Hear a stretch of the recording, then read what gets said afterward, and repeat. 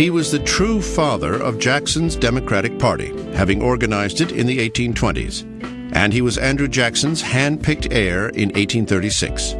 This endorsement gave him the election. Number 8, Martin Van Buren, Democrat, 1837 to 1841. Age 54, from New York. Van Buren was the ultimate political protege and the ultimate political machine politician.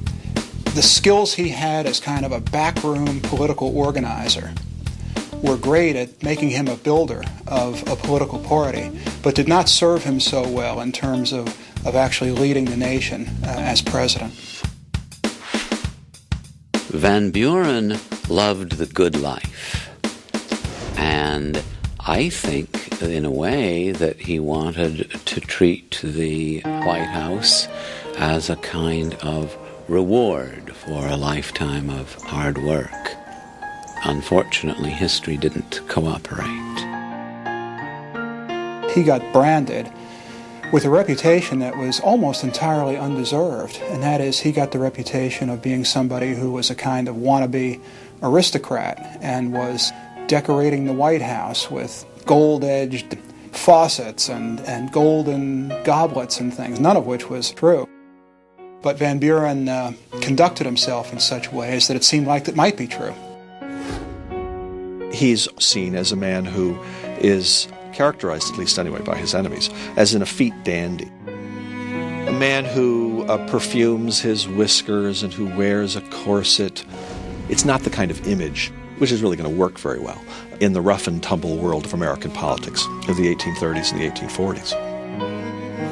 When Van Buren took the oath, he certainly inherited the high hopes of Jackson's presidency. But he also inherited the financial ruins of Jackson's bank war. No sooner is he inaugurated than the Panic of 1837 begins. Van Buren got socked right off the bat with having to respond to an enormous crisis of unemployment, of bankruptcy, of economic depression in all its ways. And it gets progressively worse as time goes on. In fact, there's another panic in 1839. The one in 1839 was even worse. It was caused fundamentally by a glut in the cotton market. And of course, cotton production was the backbone of the American economy. So when the price of cotton collapsed, the American economy collapsed. No president had ever had to deal with anything like this before. I don't know that any president would have been up to the job, but Van Buren certainly wasn't. As a man who had spent his entire career straddling the fence on issues, Van Buren was incapable of making tough decisions, such as the annexation of Texas. He ducked that question, fearing it would inflame the brewing slavery issue. As for the ailing economy, he had no real plan.